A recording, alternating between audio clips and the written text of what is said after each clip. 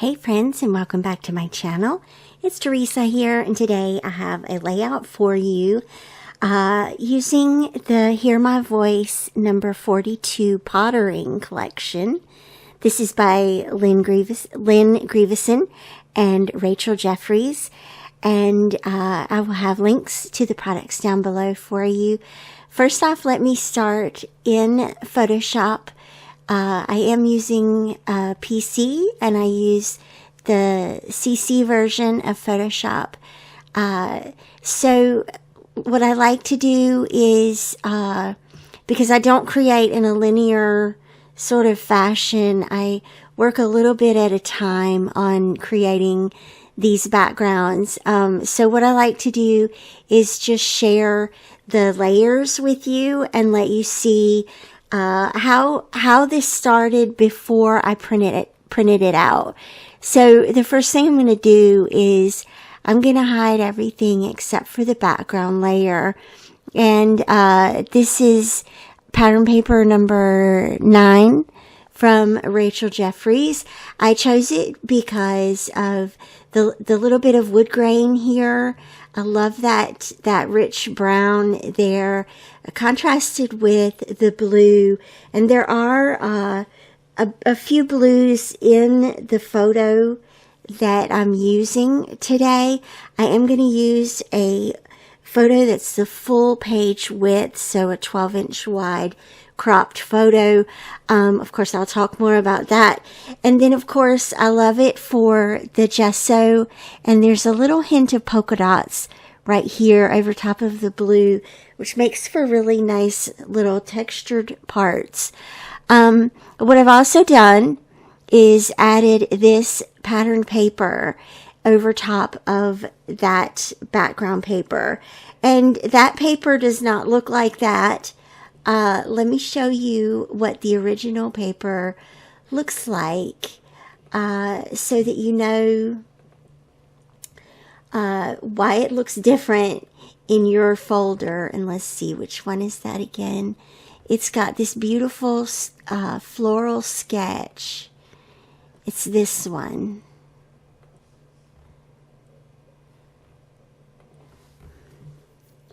And it's this floral right here. I loved, again, repeating the brown here and that beautiful flower and the sketch of it.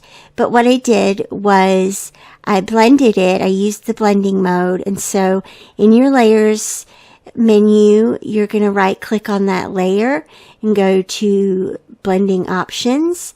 And you're just going to play around with these settings here, with these little scrolling bars. And so the one that I have used here is the current layer, and you can see how when you slide it up and down, it changes how that layer appears. And then the next layer is some of these dots and the paint splatters. A little bit of washi tape here at the bottom, or a paper strip, and then stitching added onto that. And what this is just another layer added to the wood grain on the background already. And so you can see how I'm kind of working with elements that are already on that background page and just adding to them. The dots here, the mixed media dots, they are aligned with the top of the second pattern paper here. And so the job will be to soften that line. And, of course, as you've already seen the completed layout, the photo itself is going to take up the top half of the photo. So we'll work on that more as we go through more of the layers. But that is, that helps make sense of why that's there. Okay. The threads are going to be the base for the photo. And then here is where I'm cropping the photo itself. So I started with a plain pink 12 by 6 or so rectangle and then cropped the photo to it. And then I took the eraser tool to that rectangle, and you can see right here where I've sort of softened this line with it's just the eraser tool. And so that helps the background paper to show through and helps soften those edges. The eraser tool is over here on the left-hand side of your screen. And just to remind you, you can adjust the size of it, so how much it's erasing at once. And you can change the opacity and the flow, which impacts how quickly it erases things on your page. And so what I've done is began the process of blending that photo into the background papers. And then we'll continue adding more layers on top of these two lines here, and we'll add some physical elements as well. So that becomes the job now. I've created work for myself here, but fun kind of work. And so, for one thing that's really helpful with these transitions are the mixed media elements. This one is so pretty.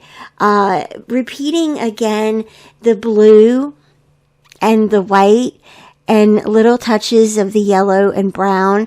This one also has a little bit of black, but I kind of scooted it off the edge of the paper because I don't feel like I have a little bit of black showing up, and there's some black splatters in that blue and white portion, but I don't want overwhelming black in this page. It just didn't feel right, and that's okay. The journaling here is going to go down in the bottom right-hand corner. And then another little paper strip here, and I've added stitching to that as well. And again, softening this line here. Also, repeating the horizontal lines. You guys know me. You know that I really enjoy using line in my compositions and in my layouts. And so we've definitely got a very horizontal line going here and a very vertical line going here, and they intersect. They intersect right here. And we're going to shift that intersection just a little bit. We're going to fudge it. The dots here will serve as a nice little move your eye back point. And that's a fun thing about line too. It doesn't have to just go in one direction. It can go back and forth and up and down and back down and all around. Good times with lines in your layouts. And then I've done, these are going to be printed out as physical elements, the little labels and the word strips. This gorgeous floral. Now, this floral is just one layer in the elements pack, and so I've duplicated it and made the back layer a little bit larger than the top layer, or the bottom layer a little bit larger than the top layer, and then added a drop shadow to the top layer and merged the layers together. Another little addition of the dots here, and that's going to pull your eye up there where this word strip is going to go. And I also did a little, these are actually a couple of elements that I've merged so that they would print as one. And what there is a paper strip, the black paper strip, the staples that are in the collection, and the love paper strip as well. And so that is what I have going on for the layers in this collection. Let's go back to my desk and we'll continue with the physical process. Okay, so here we are at my filming desk with the background elements and the background photo printed out all on one 12 by 12 sheet here. And so just showing you here how these elements all work together now to create additional depth and dimension on the layout before even adding the hybrid elements.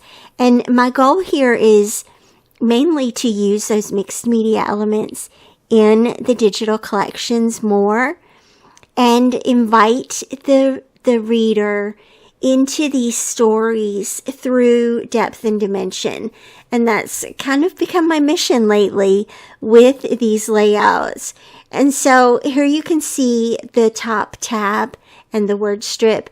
I did print those together as one element, just to make it easier to put everything together. And I'm going to layer that on top of the little home base of dots that I added. And I also wanted to note, I have people ask me, how do you know where you're going to put the dots and the ink splatters and things like that? Sometimes the ink splatters, the thread, they might come after most everything is in place. Because mostly I'm looking for, once I have the photo in place, a basic idea of where the embellishments are going to go on the page, then I'm looking for example, the threads and the ink splatters that you see on the bottom left. That's white space that needed a little bit of texture or something. And so those black paint splatters kind of add a little bit of texture without being too obtrusive, if that makes any sense. So I don't add the layers in the order that I show in my process. Don't be offended by that. Like I said, when I design my digital processes, I do more of a little bit here, add a little bit here, add a little bit there kind of thing. It's not a linear process. So here is this lovely, gorgeous blue floral printed out. And what I'm going to do, again, adding more depth and dimension here, is I'm folding where the lines are for the petals. You can just turn the edges up and use them that way. That's all right.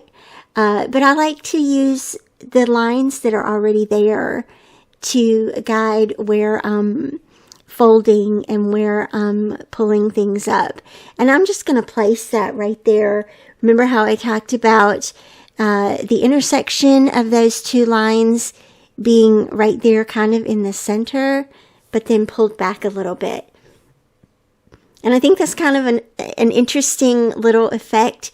That was so easy to put together there. Thank you so much for watching. Again, I'll have links down below for you for the products. And I hope to see you back here again real soon. Thanks again for watching. Bye-bye.